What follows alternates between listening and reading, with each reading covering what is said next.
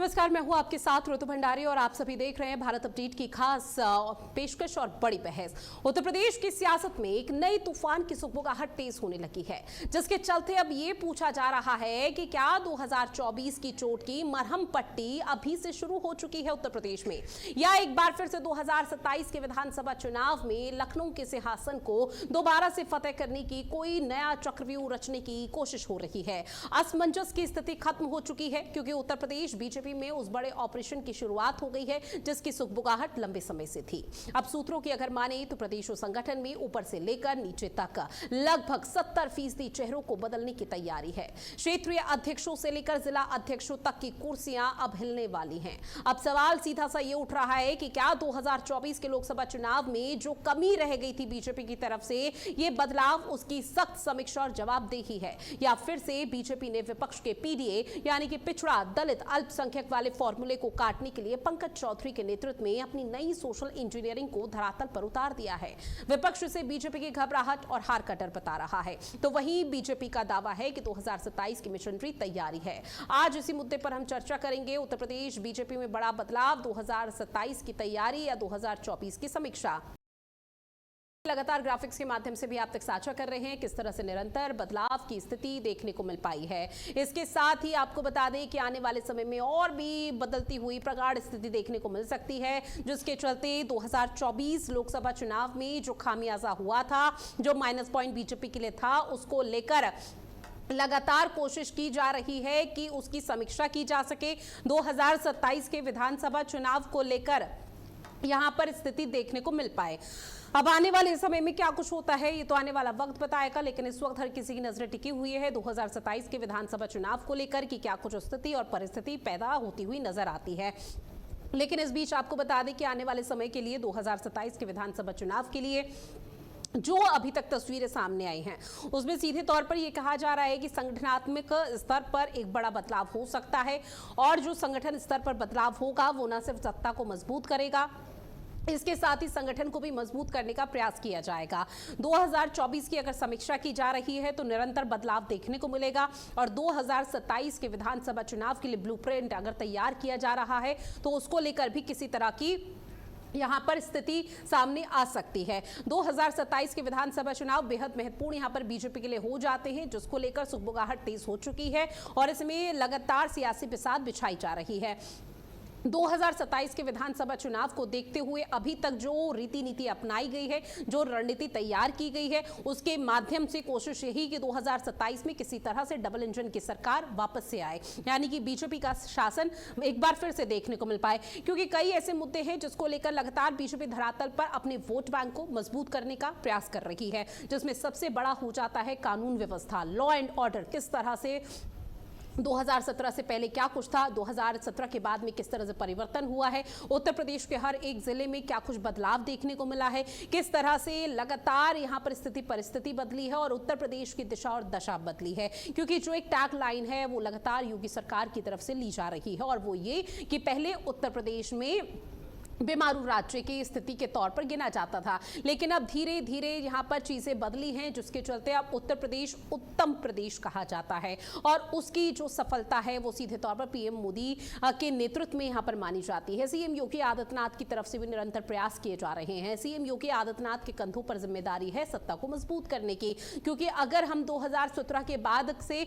2024 लोकसभा चुनाव या फिर 2027 के विधानसभा चुनाव का जो निरंतर जिक्र कर रहे हैं, उसमें बेहद महत्वपूर्ण हो जाते हैं वो चेहरे संगठन स्तर पर, जिनको पहले प्रदेश अध्यक्ष की भूमिका दी गई और उसके बाद सत्ता में उनको शामिल कर दिया गया। यानी कि संगठन के स्तर पर तो उन्होंने अपने आप को मजबूत किया, संगठनात्मक तौर पर भी मजबूत किया, लेकिन अब बारी सत्ता को मजबूत करने की है, जिसमें सबसे बड़े नाम आ जाते हैं डिप्टी सीएम केशव प्रसाद मौर्य का, स्वतंत्र देव सिंह का। इसके साथ ही पंकज चौधरी के कंधों पर इस वक्त जो सबसे बड़ी जिम्मेदारी है उसको लेकर भी निरंतर प्रयास किए जा रहे हैं। ग्राफिक्स के माध्यम से आपको बता रहे हैं केशव प्रसाद मौर्य जब प्रदेश अध्यक्ष थे तो 2027 के विधानसभा चुनाव में क्या कुछ स्थिति रही थी वो हम सभी ने देखी। 2027 के विधानसभा चुनाव को लेकर भी लगातार कहा जा रहा है कि शायद आने वाले समय में बहुत बेहतर परिणाम मिलेंगे, जिसमें 2024 की समीक्षा या 2027 की तैयारी सवाल ये उठ रहे हैं। 2022 से 2025 में जो चेहरा थे वो क्षेत्र समीकरण और जाट कार्ड था। भूपेंद्र सिंह चौधरी पर बड़ा भरोसा जताया था। 2024 के लोकसभा चुनाव में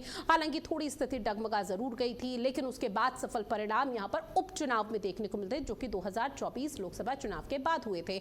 अब चूंकि प्रदेश अध्यक्ष पंकज चौधरी हैं, पंकज चौधरी के कंधों पर जिम्मेदारी हो जाती है। पंकज चौधरी लगातार जिले दर जिले दौरा कर रहे हैं और से कोशिश ये की जा रही है कि बूथ स्तर पर मैनेजमेंट को कैसे मजबूत किया जा सके, मंडल स्तर पर मैनेजमेंट को और कैसे मजबूत किया जा सके, और इसके साथ ही निरंतर जो प्रयास किए जा रहे हैं वो सिर्फ इसलिए ताकि 2027 का जो विजन हो वो सीधी तरह से क्लियर हो, उसमें किसी भी तरह की कोई कंफ्यूजन वाली स्थिति ना हो। 2027 के विधानसभा चुनाव में सत्ता मजबूत है, लेकिन संगठन को भी मजबूत करना है, उसको लेकर लगातार कोशिश जारी है। ऐसे में कोई कोताही ना रहे, लगातार जो तमाम कार्यकर्ता हैं उनको भी विशेष यहाँ पर तैयार किया जा रहा है, कार्यकर्ताओं को लगातार बताया जा रहा है, जीत का मूल मंत्र यहां पर दिया जा रहा है कि किस तरह से वो अपने आप को मजबूत धरातल पर कर सकते हैं, और ना सिर्फ धरातल करेंगे बल्कि धरातल पर उतरकर हर जो भी यहां पर योजनाएं हैं जो डबल इंजन सरकार की तरफ से लाई गई हैं उसका जिक्र किया जाएगा, उसको जन जन तक पहुंचाने का प्रयास किया जाएगा, और जब जन जन तक वो तमाम योजनाएं पहुंचेंगी तो उसमें लाभ कैसे लोगों तक पहुंच रहा है या लोग लाभान्वित कैसे हो रहे हैं उसका जिक्र किया जाएगा। तो निश्चित तौर पर सीधे तौर पर यह कहना गलत नहीं होगा कि 2027 के विधानसभा चुनाव को लेकर सियासी बिसात बिछाई जा रही है, तैयारी लगभग पूरी हो चुकी है। महज उन्हें फलीभूत कैसे करना है धरातल पर, कैसे उसका ढांचा तैयार करना है, उस खाके को कैसे इंप्लीमेंट किया जाएगा, उसको लेकर अभी यहां पर विस्तार पूर्वक चिंतन मंथन का सिलसिला लगातार जारी है। अब ऐसे में तमाम दिग्गज ऐसे हैं, कई ऐसे बड़े चेहरे सामने आ चुके हैं जिसको लेकर कोशिश यह है कि उनके कंधों पर एक बड़ी जिम्मेदारी सौंपी जा सके, उनके कंधों पर जो जिम्मेदारी होगी उसी के हिसाब से वो लगातार प्रयास करेंगे, धरातल पर यहां पर उतरेंगे और उसी लिहाज से यहां पर कई महत्वपूर्ण कदम उठाए जाएंगे। अब ऐसे में आप ये भी समझिए कि रणनीति बूथ सशक्तिकरण को किस तरह से उन्होंने यहां पर स्वतंत्र देव सिंह की तरफ से पहचान मिली थी। ऐसे में भूपेंद्र चौधरी जहां पश्चिमी यूपी को साधने और जाट समीकरणों को कोशिश यहां पर की थी। 2024 के लोकसभा चुनाव के बाद पार्टी के भीतर आत्ममंथन और बड़ी समीक्षा की तैयारी की गई थी। अब चूंकि पंकज चौधरी नए प्रदेश अध्यक्ष हैं तो पूर्वांचल को केंद्र यहां पर बनाने की कोशिश है, पूर्वांचल को साधने की कोशिश है। 2027 का विधानसभा चुनाव के लिए संगठन का पूर्ण पुनर्गठन हो, जो डैमेज यहां पर हुआ था उसको कैसे कंट्रोल किया जा सके, इन तमाम चीजों का लक्ष्य लेकर पंकज चौधरी लगातार आगे बढ़ रहे हैं और पंकज चौधरी तरफ से प्रयास किए जा रहे हैं कि किसी भी कोई कोताही ना हो, क्योंकि बहुत ज्यादा चुनौती है, बहुत ज्यादा ऐसे चैलेंजेस हैं जिनको फेस यहां पर पंकज चौधरी को संगठन स्तर पर करना पड़ेगा। क्योंकि 2024 के लोकसभा चुनाव में जो चीजें सामने आई थी उसमें लगातार कहा जा रहा था कि सत्ता और संगठन दोनों अलग अलग यहां पर खेलते हुए नजर आ रहे हैं, जिसका खामियाजा 2024 के लोकसभा चुनाव में विशेषकर उत्तर प्रदेश में बीजेपी को देखने को मिला था।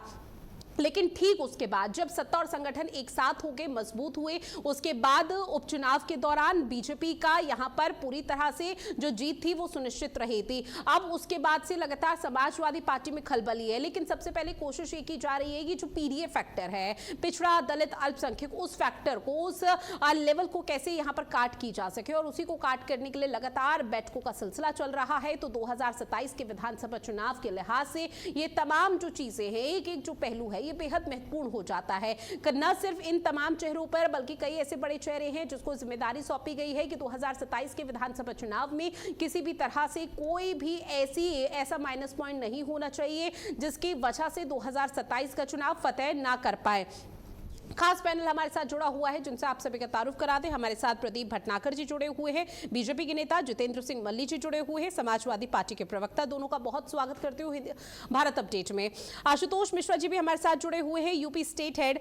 आशुतोष जी, सबसे पहले आप ही के पास आते हुए, चूंकि देखिए कई बड़े चेहरे जो संगठन स्तर पर लगातार कहा जा रहा है कि वो आने वाले समय में 2027 के विधानसभा चुनाव में फतेह की जो घड़ी होगी वो देखने को मिल पाएगी, लेकिन इस वक्त नए प्रदेश अध्यक्ष पंकज चौधरी है, उनके कंधों पर कितनी जिम्मेदारी हो जाती है, कौन सी चुनौती हो जाती है जिसको पार करना जरूरी हो जाता है विधानसभा चुनाव के लिहाज से?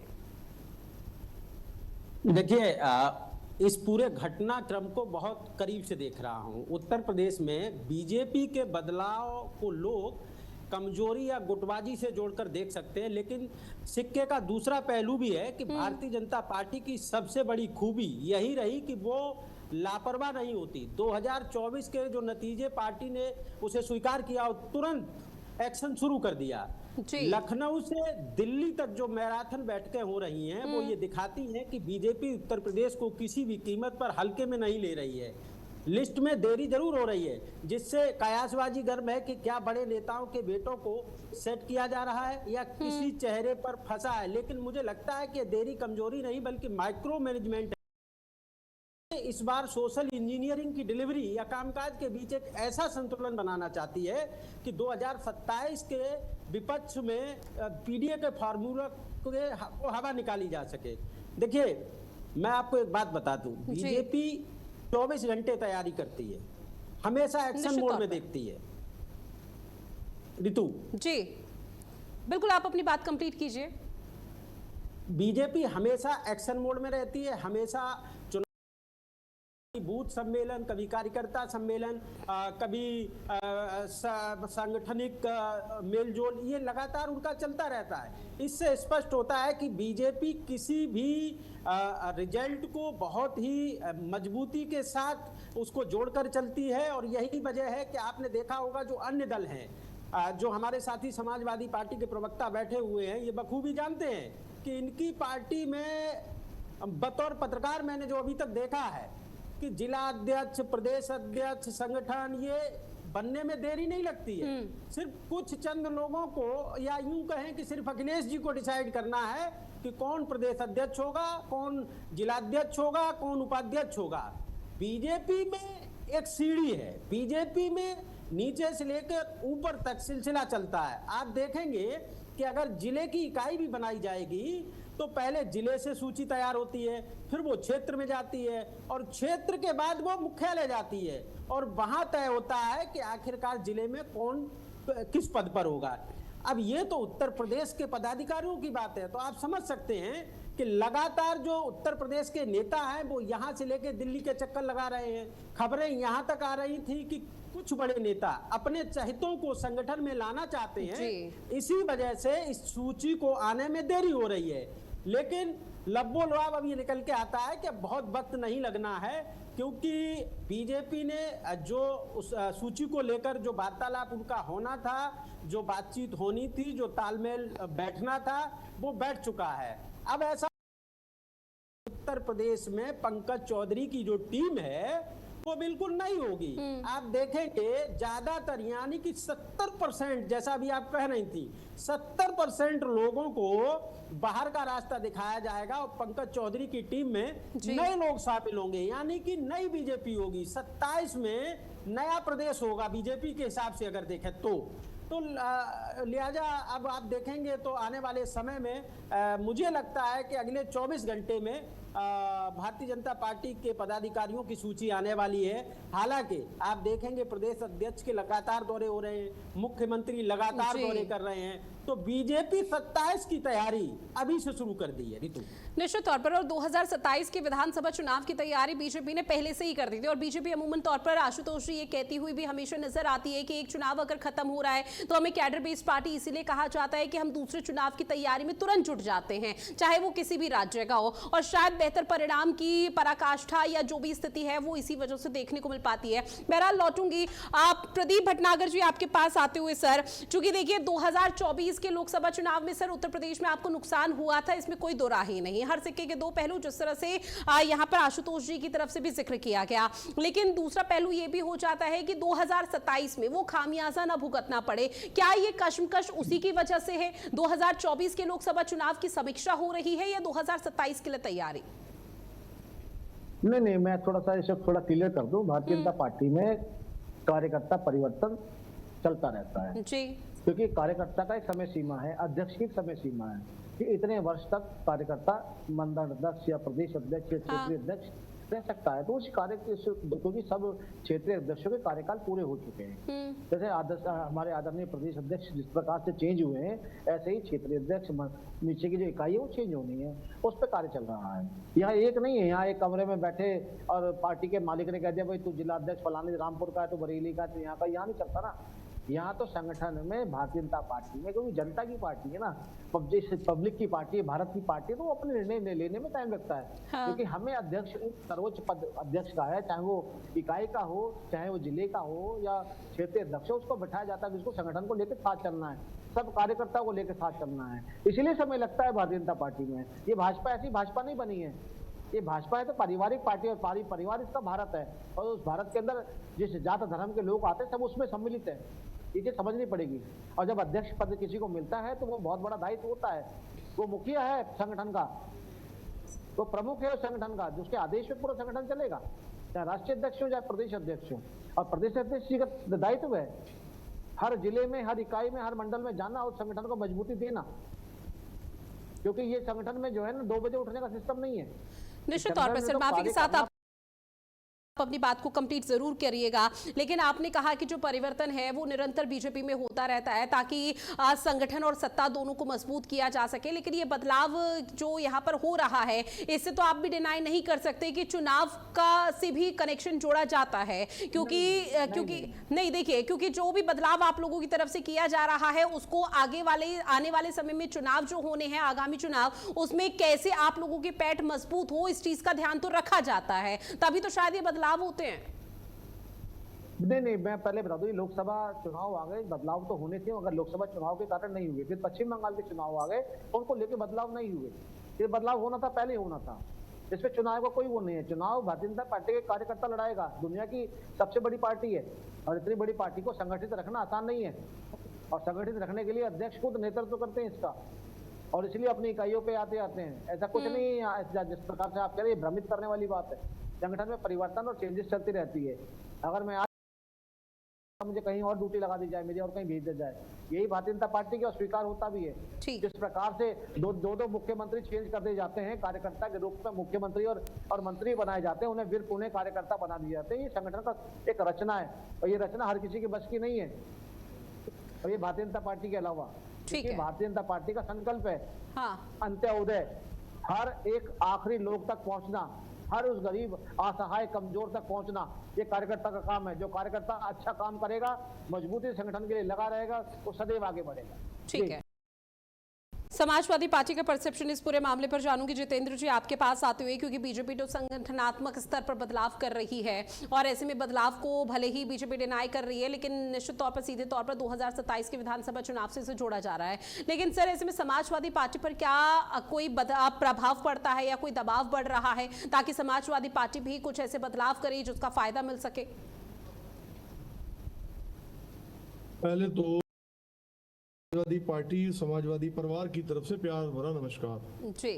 रितु भंडारी जी, अभी जब से डिबेट चालू हुई है, मैंने सभी को बड़े धैर्य से, बड़े शांति से, बिल्कुल बिना किसी बाधा के सुना है, और मैं उम्मीद करता हूं कि अब जब आपने मुझे समय दिया है तो इसी तरीके से भाजपा के बातों को सुनेंगे, और अनुशासन का जो है वो एग्जाम्पल सेट करेंगे। तो आज जिस डिबेट पे, आज जिस विषय पे हो रही है, और जैसा भी साथी जो विश्लेषक भाई एक बैठे थे, उन्होंने बताया कि भारतीय जनता पार्टी 24 घंटे 7 दिन 12 मास इलेक्शन मोड में रहती है। यही भारत का दुर्भाग्य है। होता क्या है कि इलेक्शन मोड में केवल संगठन को रहना चाहिए, लेकिन यहाँ क्या है, सरकार भी जो उसकी नीतियां, वो सभी चीजें केवल इलेक्शन के मद्देनजर रहती हैं। उनको जनता के सुख दुख, जनता की समस्याओं से, जनता की पीड़ा से कोई लेना देना नहीं। अब एक्चुअल में जो ये संगठनात्मक जो ढांचे के बदलाव की जो ये जानकारी, ये खुफिया जानकारी आप तक, हम सब तक पहुंच रही है, इसके पीछे कारण क्या है मैं आपको बता देता हूं। पार्टी ने अपना आंतरिक सर्वे जो आज कराया, और उसका जो निष्कर्ष निकल कर आया, तो उन्होंने जाना कि आज उत्तर प्रदेश में भारतीय जनता पार्टी बहुत बुरे तरीके से पिछड़ रही है। कहीं पे किसी विधानसभा में भी ऐसी स्थिति नहीं है कि भारतीय जनता पार्टी चुनाव का सामना कर सके। तो संगठनात्मक बदलाव जो है वो स्वाभाविक है। आज जनता त्रस्त है, जैसा भी साथी भाजपा प्रवक्ता बता रहे थे कि इनकी कोशिश रहती है कि हर गरीब तक पहुंचा जा सके, ये बिल्कुल, लेकिन काहे के लिए पहुंचा जा सके ये बात अपनी पूरी नहीं कर पाए। लूटने तक, हर गरीब तक पहुंचा जाए, हर गरीब को लूटने के लिए वहां तक पहुंचा जाए। आज आप देखिए, वैश्विक स्तर पर यूरिया के रेटों में लगातार डिक्लाइन हो रहा है जी। लेकिन पूरे प्रदेश में आज यूरिया की क्या हालत है। आज डीएपी के लिए लाइनों में किसान मर रहा है। आज डीजल की बढ़ती हुई जो कीमतें हैं, पेट्रोल की बढ़ती हुई कीमतें हैं, उन पर विचार नहीं, उन पर डिबेट नहीं हो रही। संगठनात्मक बदलाव कुछ नहीं है। जनता को दिग्भ्रमित करने के लिए जिसको हम कहते हैं वेशभूषा बदलना, बहरूपियाकरण। जैसे राष्ट्र जो पार्टी के मुखिया हैं, आदरणीय प्रधानमंत्री जी, वो जिस राज्य में जाते हैं वहां की वेशभूषा अपनाते हैं, वहां के लोगों को गुमराह करने के लिए वहां की वेशभूषा, वहां की बोली बोलने कर लोगों को गुमराह करने की कोशिश करते हैं। तो यही आज प्रदेश में उन्हीं से प्रेरित होकर के तमाम ऐसे नए लोगों को सामने लाया जाने की कोशिश की जा रही है, जो किसी तरीके से कुछ 200-400, 500, 1000 वोट ला सके पार्टी के लिए। आज पूरे प्रदेश के अंदर आप हल्की सी आंधी चलती है, बिजली के खंभे गिर जाते हैं।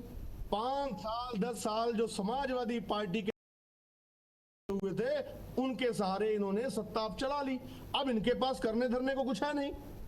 अब करना क्या है? नीति नहीं, कोई विजन नहीं।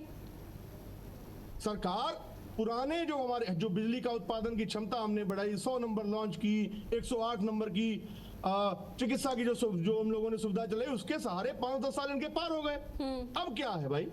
अब आगे करने धरने को कुछ है नहीं, तो संगठन ही तो बदलेंगे और क्या करेंगे भाई? ठीक है। और क्या आप बताइए, राष्ट्रीय स्तर पर एक हमारे 3 जो है प्रदीप जी हत्या कर दी जा रही है। प्रधानमंत्री जी मौन है, देश मौन है। इनके माई फ्रेंड ट्रंप जी हैं, माई फ्रेंड जी के खिलाफ इनके साथ 2 शब्द नहीं निकले मुझसे। ठीक है। आज देश को, प्रदेश को किस स्तर पर लाकर छोड़ दिया। और दूसरी बात, जो डबल इंजन की सरकार है, वो इंजन अब आमने सामने है, तो इस चक्कर में अब और आपस में टकराव की स्थिति देखने को मिलेगी। ठीक है। और स्तर पर जो इनके विधायक हैं, वो पार्टी वाले समय में पूरे प्रदेश और देश को देखने को मिल जाएगा।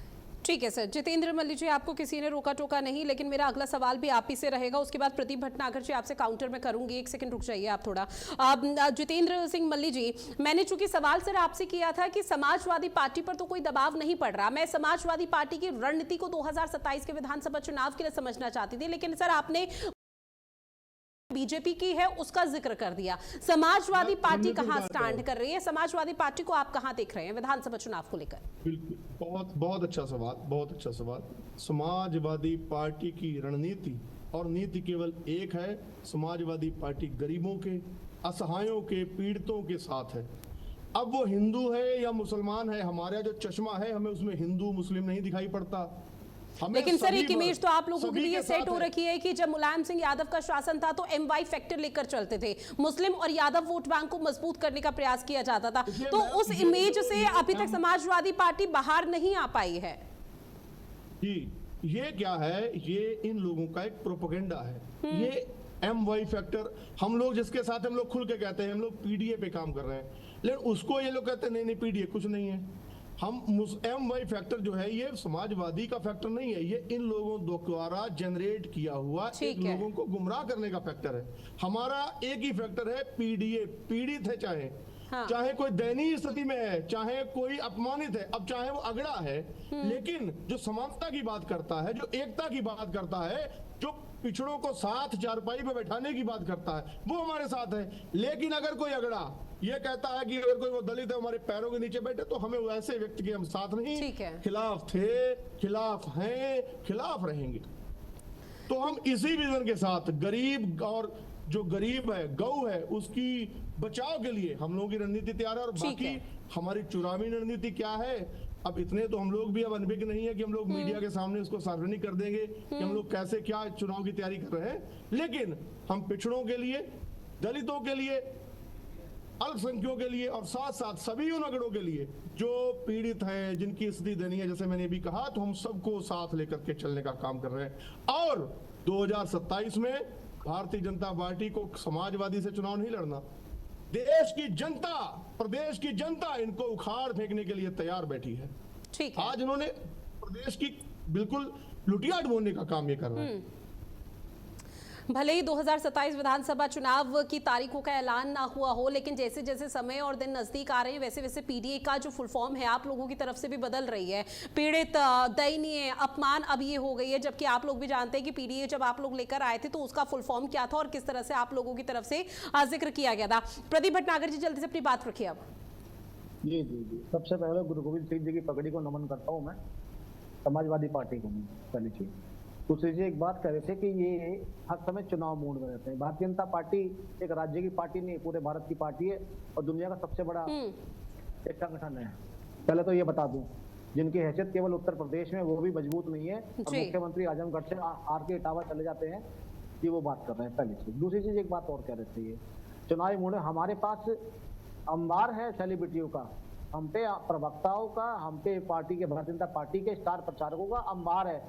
हमने यहाँ स्टार ठीक है, अब आने वाले समय के लिए 2027 विधानसभा चुनाव के लिए रूपरेखा तैयार की जा रही है। उस दौरान क्या कुछ स्थिति और परिस्थिति रहेगी वो देखना बेहद दिलचस्प रहने वाला है। चर्चा को मैं आगे जरूर बढ़ाऊंगी, लेकिन आप सभी मेहमान हमारे साथ बने रहिएगा। फिलहाल वक्त हो चला एक छोटे से ब्रेक का, फौरन हाजिर होंगे। बाहर तेज हो चुकी है, जिसके बाद लगातार कहा जा रहा है कि शायद 2027 के विधानसभा चुनाव की जो तैयारी है या सियासी बिसात बीजेपी की तरफ से बिछाई जा रही है वो भी हो सकता है। लेकिन दूसरा पहलू ये भी है जिसे कोई भूलना नहीं चाहता, वो ये कि 2024 के लोकसभा चुनाव को लेकर भी अब समीक्षा की तैयारी की जा रही है, ताकि 2024 के लोकसभा चुनाव में जो यहां पर माइनस पॉइंट बीजेपी के रहे थे उसको कैसे अब प्लस पॉइंट में यहां पर कन्वर्ट किया जा सके, इसको लेकर तैयारी की जा रही है। खास पैनल हमारे साथ लगातार जुड़ा हुआ है, बीजेपी, समाजवादी पार्टी और आशुतोष मिश्रा जी, स्टेट हेड उत्तर प्रदेश से। एक बार फिर से बहुत स्वागत ब्रेक के बाद आप सभी का करती हूं। और आशुतोष मिश्रा जी, आप ही के पास आते हुए, चूंकि देखिए उत्तर प्रदेश की सियासत में जातीय समीकरण बहुत ज्यादा महत्वपूर्ण रहता है, लेकिन अब संगठन, सत्ता, जातीय समीकरण तीनों को लेकर सियासत जोरों पर हो रही है। तो ऐसे में आप चूंकि लगातार कवरेज करते हैं, पॉलिटिकल पार्टियों को भी बहुत करीब से देखा है, ऐसे में समाजवादी पार्टी की तरफ से जिन बातों का जिक्र किया गया, अब उसको लेकर आप क्या समझते हैं कि क्या पीडीए की काट यहां पर बीजेपी निकाल पाएगी?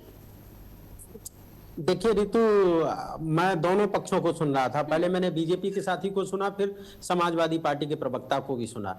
एक बात तो है, सरकार कितनी भी अच्छी योजनाएं बना ले, अगर संगठन का कार्यकर्ता उसे जनता के घर तक डिलीवरी नहीं कर पा रहा है तो चुनाव हार जाते हैं। 2024 में बीजेपी को यही झटका लगा था कि कार्यकर्ता और जनता के बीच एक कनेक्ट टूट गया था। अब जो पंकज चौधरी जी के नेतृत्व में नया ढांचा तैयार हो रहा है, उसका मकसद सरकार की योजनाओं को चुनावी वोट में तब्दील करना है। चेहरा और संगठन, ये दोनों एक ही गाड़ी के दो पहिए हैं। अगर संगठन मजबूत नहीं होगा रितु, तो कितना भी बड़ा चेहरा हो, वो जमीन पर वोट नहीं खींच पाएगा। इसलिए बीजेपी इस समय सरकार के 10 साल के कामकाज के साथ संगठन की ताकत का मिश्रण तैयार कर रही है। आप देख रहे होंगे लगातार प्रेस कॉन्फ्रेंस हो रही है उनके नेताओं में, लगातार वो लोग प्रचार प्रसार कर रहे हैं। रही बात पीडीए की, तो मैं आपको एक बात बता दूं, 2024 के जैसे ही नतीजे आए थे, उसके बाद से लगातार जो भारतीय जनता पार्टी के नेता यानी कि संगठन से लेकर सरकार तक इस बात पर लग गई थी कि आखिरकार पीडीए का काट क्या हो। आप देखेंगे गाहे गवाहे, अभी बीच में आपने देखा यूजीसी का मुद्दा चला, पूरे देश के अंदर उबाल था। कहीं ना कहीं जनरल कैटेगरी के लोग सोशल मीडिया पर लगातार सरकार की आलोचना कर रहे थे। ये भी एक स्ट्रेटजी का हिस्सा है। दरअसल कैसे पिछड़ा, अल्पसंख्यक, दलित को एकजुट किया जा सके, इस बात पर बीजेपी अंदरूनी काम कर रही है। मैं लगातार एक बात को कह रहा हूं, मैं जो देख रहा हूं, ये लोग जो नई टीम लेके आ रहे हैं, जो 65 से 70% लोगों को बाहर का रास्ता दिखा दे रहे हैं, आप देखेंगे कि नई टीम में वही जाति समीकरण सेट किया जा रहा है। हालांकि सूची में देरी हो रही है, उसका कारण है कि कई जो बड़े नेता हैं वो अपने लोगों को सेट करके कहीं ना कहीं अपना दबदबा कायम रखना चाहते हैं। हालांकि अब ऐसा होने वाला नहीं है। अब आपको नई बीजेपी दिखेगी, नए लोग दिखेंगे, नए पदाधिकारी दिखेंगे। जो पुराने थे, जो घात थे, काम किया जाएगा, महिलाओं को भी वरीयता दी जाएगी। हमारे समाजवादी पार्टी के साथी कह रहे थे कि हम अपनी स्ट्रेटजी को बहुत होशियार हो गए हैं, अब मीडिया में नहीं बताएंगे। तो मैं उनसे एक बात पूछना चाहता हूं कि क्या आप सोशल मीडिया के सहारे उत्तर प्रदेश का 2027 का चुनाव जीत सकते हैं? बिहार के अंदर जब इलेक्शन हुआ तब भी आप चिल्ला चिल्ला कर कह रहे थे कि बीजेपी साहब, बीजेपी साहब, बीजेपी साहब। पश्चिम बंगाल के अंदर चुनाव हुआ तब भी आप कह रहे थे बीजेपी साहब, बीजेपी साहब। महाराज, दोनों प्रदेशों में। अब मैं आपसे यह जानना चाहता हूं कि स्ट्रेटजी उनकी सही थी या आपकी फेल हो गई? रितु, निश्चित तौर पर। और ऐसे में एक सवाल में एक और जहन में आए, वो सवाल भी मैं आपसे जानने की कोशिश करूंगी, क्योंकि बीजेपी की तरफ से या पंकज चौधरी के माध्यम से कोशिश ये की जा रही है कि पूर्वांचल को साधा जा सके, लेकिन सबसे बड़ी चुनौती आप कहां पर आशुतोष जी देख रहे हैं, पश्चिमी यूपी, पूर्वांचल या अवध में? क्योंकि बीजेपी की तरफ से अभी सबसे ज्यादा जो फोकस है वो पूर्वांचल क्षेत्र पर किया जा रहा है। देखिए, बीजेपी लगातार मंथन कर रही है और मंथन से एक बात तो साफ है कि 2027 की लड़ाई बेहद आक्रामक होने वाली है। बीजेपी अपनी गलतियों से सीखकर संगठन को रीबूट कर रही है, बिल्कुल, जो सबसे बड़ी ताकत को दिखाता है। लेकिन चुनौती अभी खत्म नहीं हुई है ऋतु। लिस्ट आने के बाद जो असंतोष या टिकट कटने का डर है जो नेताओं में, या जो होगा उसे संभालना नए नेतृत्व के लिए सबसे बड़ी परीक्षा होगी। विपक्ष को भी यह समझना होगा कि बीजेपी को हराने के लिए केवल 2024 के नतीजों के भरोसे नहीं बैठा जा सकता है, क्योंकि बीजेपी हर चुनाव नए सिरे से लड़ती है। 2027 का ये रण अब सोशल इंजीनियरिंग बनाम सोशल मीडिया और संगठन बनाम संगठन की कसौटी पर कसा जाएगा। जो जमीन पर ज्यादा पसीना बहाएगा, लखनऊ की गद्दी उसी को होगी। आपने कहा कि पूर्वांचल और पश्चिम, लगातार बीजेपी पूर्वांचल पर फोकस बनाए हुए है। पश्चिम के भी आपने 2024 के रिजल्ट देखे। समाजवादी पार्टी कहती है कि ब्रज क्षेत्र हमारा गढ़ है, पश्चिम हमारा गढ़ है। आप देखेंगे कि विधानसभा में सबसे ज्यादा सीटें 2022 में किसको मिली थी। अब पश्चिम और पूरब, दक्षिण, बीजेपी चारों ओर, हर तरफ, हर जगह, हर जाति में, हर धर्म में कहीं ना कहीं अपना समीकरण सेट करने में जुटी हुई है। बीजेपी के जो लोग हैं आप देखेंगे उत्तर प्रदेश के अंदर अभी आरएसएस भी सक्रिय हो गया है। अभी पिछले 2 दिन की तस्वीर उठाकर आप देख लीजिए। मोहन भागवत जी लगातार बीजेपी के कार्यकर्ताओं से और वरिष्ठ नेताओं से मेलजोल शुरू कर दिया है। बीजेपी सक्रिय हो गई है। मुख्यमंत्री खुद लगातार मंडलों के दौरे कर रहे हैं। पंकज चौधरी भी क्षेत्र में दौरे पर निकल गए हैं। इससे 2 संकेत मिलते हैं कि बीजेपी 2027 में उत्तर प्रदेश में कोई चूक नहीं करना चाहती है, क्योंकि 27 के बाद 29 की तैयारी बीजेपी 27 से लेकर चल रही है, क्योंकि दिल्ली की सीट यूपी से होकर चलती है। आप समझ रहे होंगे बहुत अच्छे से, क्योंकि 2024 जरा सा झटका लगा तो कहीं ना कहीं डेंट लगा था भारतीय जनता पार्टी को। अब भारतीय जनता पार्टी वो गलती नहीं करना चाहती है, वो सीख ले चुकी है। अखिलेश यादव जी ने भी आज एक बयान दिया। अखिलेश यादव जी ने कहा कि अगर इस बार गलती नहीं करते भाई साहब, गलती कहीं नहीं करते। इस बार एक सेकंड प्रदीप जी, लौट रहे हो एक बार बात कंप्लीट हो जाए प्रदीप जी, उसके बाद आप ही का नंबर है। रुकिए, अपनी बारी का इंतजार कीजिए। आशुतोष जी, उत्तर प्रदेश में अगर पश्चिम बंगाल की तरह हुआ तो भविष्य में कभी चुनाव नहीं होंगे। मैं लगातार एक बात को कह रहा हूं, विपक्ष चुनाव जीत जाता है तो किसी को दोष नहीं देता है। ऋतु, ये बहुत समझने वाली बात है। बिल्कुल। और चुनाव हार जाता है तो ईवीएम और सरकार और संगठन की बात करने लगता है। अरे भाई साहब, आपको सोचना होगा कि आपसे गलतियां कहां हो रही हैं, कहां चूक हो रही है, उस चूक में कैसे सुधार लिया जाए, कैसे संगठन में बदलाव किया जाए।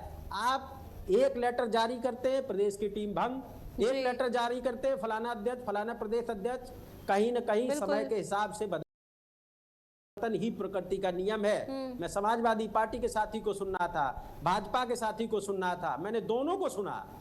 मैं फिर एक ही बात कहूंगा कि कहीं न कहीं अब बदलाव की जरूरत है, और उत्तर प्रदेश में बीजेपी के इस बदलाव को लोग कमजोरी या गुटबाजी से जोड़कर देख सकते हैं, लेकिन मैं फिर कह रहा हूं ये सिक्के का दूसरा पहलू भी है। ठीक है।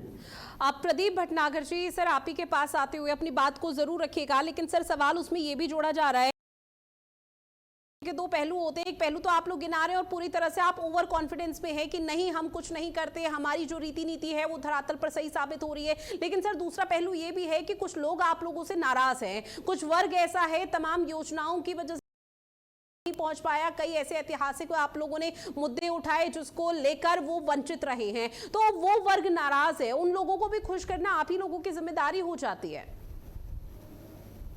जी जी बिल्कुल। देखिए, सबसे पहले तो जो आपने सवाल करा, शायद वो सवाल जो है समाजवादी पार्टी के प्रवक्ता को समझ में आई नहीं। और कभी इन्हें बैठा लीजिएगा, कोई पेट्रोल पे भी डिबेट कर लेंगे इनसे, महंगाई पे भी डिबेट कर लेंगे, प्रदेश के विषय में। हाँ। एक इकाई में सरकार से एक प्रदेश के अंदर सरकार चला रहे हैं, राष्ट्र की बात कर रहे हैं यहाँ पे बैठ के। इन्होंने प्रदेश के अंदर ये वही समाजवादी पार्टी है जिसके मुखिया जो है राष्ट्रीय अध्यक्ष थे, और सारे जितने भी चाचा थे राष्ट्रीय महामंत्री थे, और बेटा जी राष्ट्रीय युवा मोर्चा के अध्यक्ष थे। पूरे परिवार खानदान में ही महासचिव सब कुछ बटे हुए थे। वो लोग यहाँ बैठ के आज ज्ञान दे रहे हैं, क्योंकि जिनको अपने संगठन के भविष्य में नहीं पता होता ना, क्योंकि इनकी संरचना नहीं है, इनका कोई विजन नहीं है, इनका कोई सिस्टम नहीं है, क्योंकि इनको कोई शिक्षा देने वाला नहीं है। ठीक है सर, मैं आपकी बात से सहमत हो सकती हूँ, लेकिन समाजवादी पार्टी ने तो ये क्लियर कर दिया है। सर देखिए, हर चीज का वो फैक्ट्स के तहत रखना ज्यादा बेहतर होगा, तभी डिबेट हमारी अच्छी तरीके से आगे और सुचारू तरीके से आगे बढ़ पाएगी। क्योंकि समाजवादी पार्टी के राष्ट्रीय अध्यक्ष अखिलेश यादव, जो आप फैक्ट्स गिना रहे हैं वो सही हैं, वो लेकिन अब इतिहास बन चुके हैं। अखिलेश यादव ने साफ शब्दों में कह दिया कि इस बार किसी के भी रिश्तेदार को टिकट, यानी कि अब वो परिवारवाद जिसका जिक्र आप कर रहे हैं, वो अब राजनीति आगे देखने को नहीं मिलेगी, उसमें बदलाव रहेगा अब। नहीं, लोग ये इसको डर ना बोले। पहले चीज तो संगठन का सिस्टम है चेंज का, जिसका समय पूरा हो गया, अपना कार्यकाल होता है, वो चेंज होता है। तो इस चीज को पहले तो डर ना समझे कोई भी। दूसरी चीज, संगठन का सिस्टम है। अरे चुनाव के मूड की बात है कि संगठन का कार्य है कहीं ना कहीं प्रदेशों में करने के लिए, क्योंकि हम पे वक्ता भी है और प्रवक्ता भी है, तो इसलिए हमें डर नहीं लगता। जिन पे कभी प्रवक्ता ही नहीं, जो खुद सीटें और एमएलसी की सीटें बेच दें, उनका क्या पार्टी और क्या लेना और क्या वो करना है इनको। पहली चीज, इनके मुख्यमंत्री बहुत सारे कई सारे होते। आपने एक सवाल करा था ना मुझसे, मैं उस सवाल का भी जवाब दे देता हूँ। मैं देखिए, भारतीय जनता पार्टी जो उत्तर प्रदेश काम करती है, हम यहाँ किसी को खुश करने के लिए नहीं आए हैं। पहले चीज तो हम हर वर्ग के लिए काम करने आए हैं। हर जो वर्ग तक चीजें पहुंच सकती है उस पर हम काम कर भी रहे हैं। कोई खुश है या कोई खुशी नहीं है तो उससे हमें कोई सरोकार नहीं है। संगठन का कार्यकर्ता तन मन धन से काम करता है, इसलिए ये भाजपा कहलाती है। इसलिए हम पार्टी नहीं कहते, इसको संगठन कहते हैं। और प्रदेश के अंदर जो ये बात कर रहे हैं पीड़ित की बात, इनको तो ये भी नहीं पता होगा शायद कि आदरणीय अखिलेश यादव जी लास्ट टाइम चला सरकार का 11.5 लाख करोड़ के ये कैंची से रिबन काट के आए थे, जिसका फंड भी नहीं था। अगर इन्होंने प्रदेश के अंदर करा हो तो कुछ बताएंगे ना। अराजकता इन्होंने बात कही, अरे वही उत्तर प्रदेश है भैया जी, पूरी दुनिया में डंका बज रहा है, जहाँ 65 करोड़ लोग स्नान करके चले गए। ये वही पूर्वांचल है जिस पूर्वांचल की आज बैठ के बात कर रहे हैं। उस पूर्वांचल में भूखमरी थी, जमीन जो वहां पे 1-2 लाख रुपए बीघा थी, आज लाखों रुपए बीघा है। आज लाखों आदमी रोज टूरिज्म जाता है, चाहे वो काशी विश्वनाथ जाए, चाहे अयोध्या जी जाए, चाहे विंध्यवासिनी मंदिर जाए, चाहे वो इलाहाबाद है। अब तक इलाहाबाद का स्नान दुनिया अब भी कर रही है। उस त्रिवेणी को जिसने सुना नहीं, वो देखने आज भी जा रहे हैं। अरे जितना विश्व में रिकॉर्ड उत्तर प्रदेश ने करा है तो लोगों को दिखाई नहीं देता, क्योंकि जिन लोगों ने 800 से ऊपर दंगे दिए हो, सदैव हिंदू मुसलमान में फर्क रखा हो, मुसलमानों को वोटर समझाओ। वही आदरणीय मुलायम सिंह जी तो लोकसभा में खड़े होकर बोल गए थे जी कि अगर मुझे मुसलमानों के लिए अगर हिंदुओं पे गोली चलवानी पड़ गई तो मैं चलवाऊंगा। तो सरकार किसकी सबको पता स्पष्ट है, और जितने इन्होंने विकास करे मुसलमानों के लिए करे। और ये पीडीए लेके आए, क्योंकि पीडीए का है ना कि अभी आदरणीय अखिलेश यादव जी उत्तर प्रदेश से रणछोड़ हो गए। क्यों रणछोड़ हो गए? रणछोड़ इसलिए हो गए क्योंकि उन्हें लोकसभा के अंदर लड़ना था। इन्हें एक वीवीआईपी मूवमेंट खत्म हो जाता बेचारों का। ये तो वो मुख्यमंत्री है कि अपने विधानसभा में पारित करा दे, विधायक पारित कराते कि जहां मुख्यमंत्री निवास है और वो वहीं रहेगा, और सरकारी समान। ऐसे क्या करेंगे प्रदेश के मुख्यमंत्री का? पहली चीज, अगर अखिलेश यादव जी को इतनी ही मजबूती है, अगर इतना ही प्रदेश का अगर चिंता है, तो आइए दिल्ली। जो शख्स झूठ बोल के गरीबों को छल कर 8,500 रुपए बोल के 8,500 रुपए का छलावा करके मुसलमानों को डरा के मेंबर ऑफ पार्लियामेंट बन के दिल्ली भाग गए हो, उनसे क्या अपेक्षा करेंगे उत्तर प्रदेश वाले? ठीक है, ये चीज सबसे बड़ी चीज तो यही है। जो छल कपट में, जो पारिवारिक रिश्तों में जिन्होंने काम करा, वो नहीं समझेंगे। अरे हमें वो भी याद है मेरठ में कि मेरठ की बेटी को 10 दिन उठा के ले आते थे, एफआईआर दर्ज भी नहीं होते थे। क्या दी उन्हें दिशा, हमें वो भी दर्द याद है। बहुत इतिहास है। अगर तो हमें तो कोरोना भी याद है, मुजफ्फरनगर भी याद है हमें तो, और हमें सफाई भी याद है। किस तरह फिल्मी हीरोइन बुलाई जाती थी भूले कुछ नहीं है। अगर प्रदेश की इतनी बड़ाई होती तो प्रदेश को डूबते नैया में नहीं जाते छोड़ के।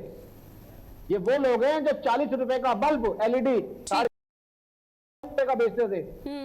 जान बताता हूं आपको मैं, जब बात जो 2014 में भारतीय जनता पार्टी की जब उत्तर प्रदेश, जब प्रदेश के अंदर सरकार आई, भारत के अंदर देश में 15-16 के अंदर 2100 करोड़ रुपए, 2000 करोड़ से ऊपर हमने बिजली विभाग के लिए फंड जारी करा, उसके लिए टेंडर डाला।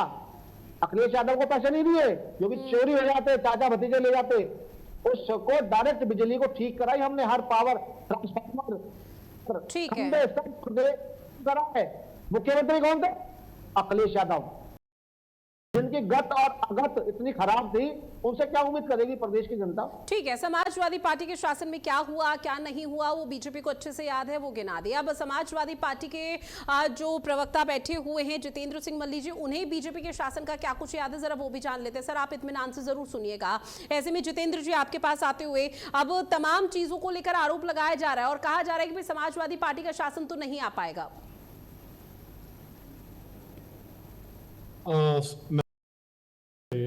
आशुतोष मिश्रा जी और प्रदीप भटनागर जी की बातें सुनी, और आशुतोष मिश्रा जी ने जो फैक्ट कहे हैं कि जिस तरीके से भारतीय जनता पार्टी आज चुनाव लड़ रही है, जिस तरीके से वो तैयारी कर रही है, तो आने वाले समय में अगर हो सकता है कि वो चुनाव भी ना होने दे, तो बिल्कुल सही बात है। ये मनुस्मृति से प्रेम करने वाले लोग ये देश के अंदर राजशाही लाना चाहते हैं। ये आशुतोष मिश्रा जी ने नहीं कहा, ये आपकी पार्टी के राष्ट्रीय अध्यक्ष अखिलेश यादव जी ने कहा है। अरे मैंने कहा कि मैं आपकी बातें सुन रहा था, उसके बाद मैं अपना पक्ष रख रहा हूं भाई, पूरी बात तो सुनिए। तो अब क्या है, ये लोग जो हैं, इनकी है ये पिछड़ों के साथ, दलितों के साथ, और जिस मुख्य धारा की ये बात करते हैं हिंदुत्व, ये उसके नाम पर राजनीति करते हैं, उसके नाम पर वोट लेते हैं, करते उनके लिए भी कुछ नहीं है। आज अगर डीजल की कीमतें बढ़ी हैं, तो क्या वो सनातनियों की मोटरसाइकिल में डीजल पेट्रोल नहीं पड़ रहा? क्या उनकी जेब पे लूट नहीं हो रही है? ये गोलक चोर जो है, गुल्लक चोर, ये हमें ज्ञान ना बताएं कि कार्यालय से क्या हो रहा। आज आने वाले समय में, अभी तो ये सरकार है ना, अभी तो जांच एजेंसियां इनके हाथ में, भी सरकार जब बदलेगी तो इतने बड़े बड़े घोटाले इस प्रदेश में सामने आएंगे, लोगों ने ख्वाबों में भी नहीं सोचा होगा। इन्होंने किसी को नहीं बख्शा, कहीं नहीं बख्श रहे हैं। ये बात करते हैं सनातन की, सनातनियों से प्रेम की, आज गाय की अगर आप बात कर लीजिए, उसकी दुर्दशा पूरे विश्व में, अगर जितनी गाय के साथ गाय की दुर्दशा पूरे विश्व में जितनी उत्तर प्रदेश में हो रही है, शायद कहीं नहीं हो रही होगी। सनातन की तो बात नहीं करी, सनातन कहां से बीच में आ गया? एक सेकंड, प्रदीप भटनागर जी, बीच में रखनी सर, बीच में आपने सुनी गई। अब समाजवादी पार्टी भी अपनी बात रख रही है, डिबेट की तरफ हम उसे बनाए रखेंगे। विनम्र निवेदन है प्रदीप भटनागर जी, विनम्र निवेदन है। आ गया भैया सर, ऐसे अगर दोनों एक साथ बोलेंगे तो आवाज किसी की समझ में नहीं आएगी। मैंने सनातन बोला ही नहीं है।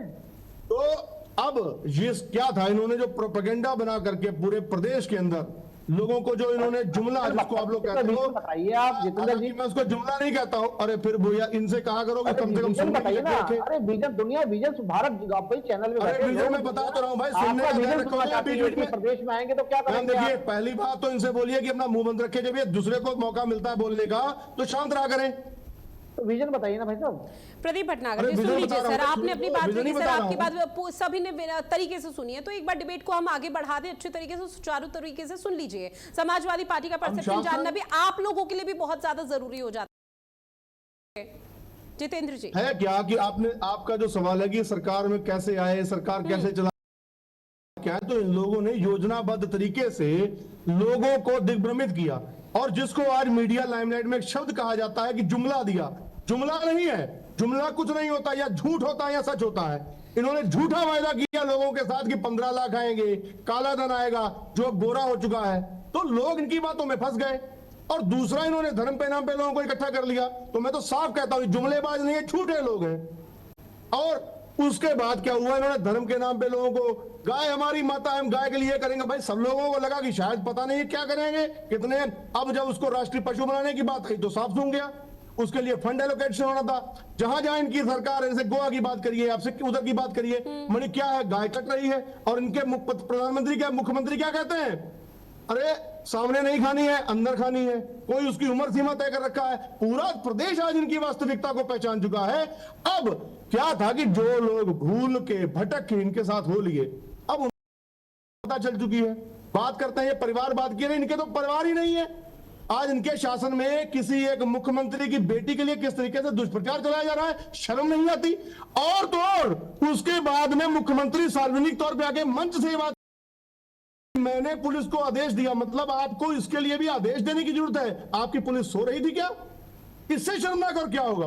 अब खुले मन से आकर के उसको भी गुनाना चाहते हैं कि जब मेरे संज्ञान में आया तो मैंने पुलिस को कहा हो गए तो पुलिस कार्रवाई करेगी, अन्यथा पुलिस कार्रवाई भी नहीं करेगी। किसी की बहन बेटी के लिए इतना बुरा प्रचार। आज पूरे प्रदेश में ना बहन बेटियां सुरक्षित हैं, मतलब सोशल मीडिया पे कैंपेन चलाई जा रही है।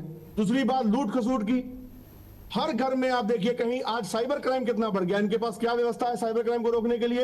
ये डिजिटल इंडिया की बात करने वाले झूठे लोग हैं, इनसे पूछिए कि आज जिनके साथ डिजिटली, जिनके साथ लूट हो चुकी है, जिनके पैसे अकाउंटों से गायब हो जाते हैं, जिनके साथ साइबर ठगी हो जाती है, उनके रोकने के लिए इनके पास क्या तकनीक है?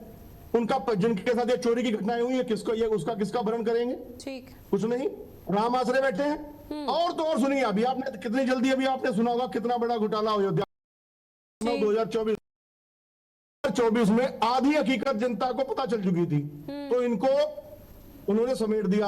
जो इनका पूरा मॉडल जिसके नाम पे पूरे प्रदेश के अंदर अपने आप को काबिज करने की बात करते थे, वहीं पर अवधेश प्रसाद जी ने इनको औकात दिखा दी। अब क्या है, बाकी बचा प्रदेश, बाकी प्रदेश के अंदर भी। सर आप लोग 2024 के लोकसभा चुनाव को यहाँ पर बार बार गिना रहे हैं क्योंकि उसमें समाजवादी पार्टी का वोट बैंक मजबूत हुआ था, निसंदेह, इसमें कोई दो राहे नहीं। लेकिन 2024 के लोकसभा चुनाव के बाद तो उपचुनाव भी हुए थे ना सर, कुछ सीटों को लेकर, वहां तो समाजवादी पार्टी का कहीं ना कहीं सुपड़ा साफ हुआ था, वोट बैंक में कमी आई थी। अब उपचुनाव की बात करते हैं, ईडी इनकी, सीबीआई इनकी। नहीं सर, ये गलत बात है, ये गलत बात है। ये तो वही बात हो गई जो आशुतोष जी कह रहे थे कि अगर विपक्ष हारा तो ईवीएम पर सवाल उठाएगा, लेकिन जहां पर विपक्ष की जीत हुई वहां पर निष्पक्ष तरीके से चुनाव हुए। ये तो वही बात हो गई। लोकसभा चुनाव में क्या ईडी सीबीआई नहीं थे? जहां पर एक पार्टी का, समाजवादी पार्टी का 70% वोट बैंक है, उपचुनाव में वहां पे 30% वोट नहीं मिल रहा।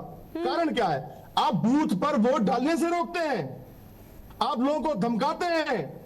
और आप देखिए आज क्या है, प्रदेश के अंदर टीएमसी की अगर सरकार वहां पे चली गई तो इन लोगों ने कैसा नंगा नाच लगा। और उस पे मीडिया भी आज जो गोद में जाके बैठ गई वो भी शांत है। वो ये कहती है देखिए टीएमसी के कार्यकर्ताओं के ऊपर किस तरीके से वहां के लोग हमला कर रहे हैं। और यही जब टीएमसी की सरकार बन रही थी तो कैसे कहते थे, कैसे जल उठा बंगाल, कैसे आग जमी। अब कहां गई वो खबरें? ये क्या है? ये जो गोदी मीडिया ना मैम, जो गोद में बैठ चुकी है, उसकी जो कार्य प्रणाली है वो बहुत चिंताजनक है, वो बहुत दुखद है। यहाँ जब कोई लूट हो जाती है, कोई घटना हो जाती है, उसकी खबर भले प्रसारित ना हो, जब फर्जी इनकाउंटर हो जाता है, ये खबरें जहां चलती है, जिन चैनल में चलती है, आप इस चीज का जिक्र उन चैनल में कीजिए तो ज्यादा बेहतर है, क्योंकि भारत अपडेट की तरफ से ना तो इस तरह की कोई खबरें चलाई गई और ना ही किसी की वाहवाही की गई है। भारत अपडेट निष्पक्ष चल रहा है, पारदर्शिता के साथ चल रहा है, और किसी भी खबर का जिस तरह की खबर आप जिक्र कर रहे हैं वैसे नहीं किया गया। ठीक है, चूंकि मेरे पास समय की कमी है, इसमें आशुतोष जी मैं आपके पास आते हुए सर एक बार फिर से समाजवादी पार्टी की तरफ से उसी बात का जिक्र किया जा रहा है जिसका जिक्र आप कर रहे थे कि भाई अगर विपक्ष हारा तो फिर ईवीएम पर ठीक रहा पड़ेगा, लेकिन अगर विपक्ष जीत गया तो फिर लोकतंत्र पूरी तरह से मजबूत है। ये फिर बीच में बोलने लग जाते हैं। ठीक है, प्रदीप भटनागर जी, जितेंद्र सिंह जी, आप सर एक बार सुन लीजिए। यहाँ बेटियों को खेलने वाले यहाँ बैठे हैं, नीच ब्राह्मणों के बारे में नीच कर तब कहा दे आप लोग। देश की बेटी याद कभी नहीं है, आपके लोग उनके पास खड़े होते हैं, ब्राह्मणों के कुछ तबकों को नीच कह रहे तब कहा दे आप लोग। बेटी सामने थोड़ी ना होती है। आप जब शंकराचार्य का अपमानित किया गया, उनके बुटवा सुनिए, आपने देखा वही जिन्होंने शंकराचार्य के ऊपर अपमान लगाया, उन्होंने कहा कि मुझसे किसने कहा कमाने वाले लोग, आप बताइए। आज तो आज आपने आपकी सरकार बनने वाले लोग ठीक है, देखिए 2027 के विधानसभा चुनाव से पहले शायद ये आप दोनों ही पॉलिटिकल पार्टियों के लिए बहुत ज्यादा जरूरी हो सकता है, लेकिन अगर दोनों एक साथ बोलेंगे तो मुझे कुछ समझ में नहीं आएगा, ना ही उन दर्शकों को समझ में आएगा जो इस वक्त भारत अपडेट देख रहे हैं। तो इसलिए दोनों से विनम्र आग्रह, वरना पीसीआर से मुझे ऑडियो म्यूट करवाना पड़ेगा आप लोगों का। मैं आशुतोष जी के पास जा रही हूँ, पीसीआर प्लीज दोनों को ऑडियो डाउन कर दीजिएगा। आशुतोष जी आपके पास आते हुए सर, और उसी चीज को आगे बढ़ाते हुए कि विपक्ष अगर जीता तो लोकतंत्र मजबूत और विपक्ष हारा तो ईवीएम पर ठीक रहा, ठीक उसी तरह से ईडी सीबीआई पर उपचुनाव में जो 2024 के लोकसभा चुनाव के बाद हुए थे, समाजवादी पार्टी ने उसका जिक्र कर दिया। देखिए रितु, लगातार मैं दोनों पक्षों को सुन रहा था और दोनों पक्ष आपस में बहस कर रहे हैं। पहले तो दोनों शांत हो जाइए। देखिए कहीं आत्म मंथन करना पड़ेगा जितेंद्र जी, आपके लिए ही मैं पहले बोल रहा हूं। आप ये बताइए, मैंने आपको सुना, आपने कहा कि मुख्यमंत्री को मंच से ये बोलना शोभा नहीं देता है कि मेरे संज्ञान में आया तो मैंने पुलिस को कार्रवाई के लिए कहा, कि बिल्कुल ठीक है, लेकिन आप ये क्यों भूल जाते हैं? आज मैं भी ये कहता हूं आज टीवी पर बैठकर कि किसी भी बहन बेटी के लिए अपमानजनक भाषा का प्रयोग नहीं होना चाहिए, चाहे वो किसी की भी बहन बेटी हो। राजनीति एक अलग विषय है, विचार हमारे आपके वैचारिक मतभेद हो सकते हैं, लेकिन हम और आप पारिवारिक और बहन बेटियों की मर्यादा को रखेंगे, कम से कम इतना ध्यान रखेंगे कि किसी भी बहन बेटी के बारे में चर्चा न करें।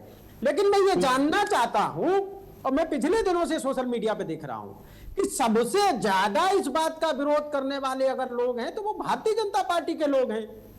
और आपकी पार्टी या एक प्रवक्ता कौन थे, वो मुझे एग्जैक्ट उनका नाम याद, उन्होंने माननीय सांसद महोदया के लिए क्या शब्द यूज किए थे आपको याद है ना? तब आपकी पार्टी के अंदर बौखलाहट क्यों नहीं थी? तब क्यों नहीं उनके खिलाफ कोई कार्रवाई कराई गई? खैर ये सब अलग बात है, लेकिन प्रदीप जी आपको भी ये ध्यान रखना होगा कि अब हर घटना पर मुख्यमंत्री को संज्ञान लेना होगा। ठीक है आशुतोष जी, माफी के साथ आपको बीच में इंटरप्ट कर रही हूँ क्योंकि मेरे पास उतना समय नहीं है कि मैं चर्चा को आगे बढ़ा पाऊं, लेकिन सार यही निकला है, चाहे बहन बेटियों का जिक्र हो या फिर आधी, हमें बचना चाहिए उन अमर्यादित शब्दों को बोलने से पहले, चाहे राजनीति में कितना भी मतभेद या मनभेद क्यों ना हो। लेकिन अब उत्तर प्रदेश में क्या कुछ बदलाव होगा उस पर बहरहाल हर किसी की नजरें टिकी हुई है। आप सभी मेहमान जुड़े, इस महत्वपूर्ण विषय पर चर्चा की, उसके लिए आप सभी का बहुत शुक्रिया। और खास पेशकश में फिलहाल के लिए इतना ही। आप बने रहिएगा भारत अपडेट के साथ। नमस्कार।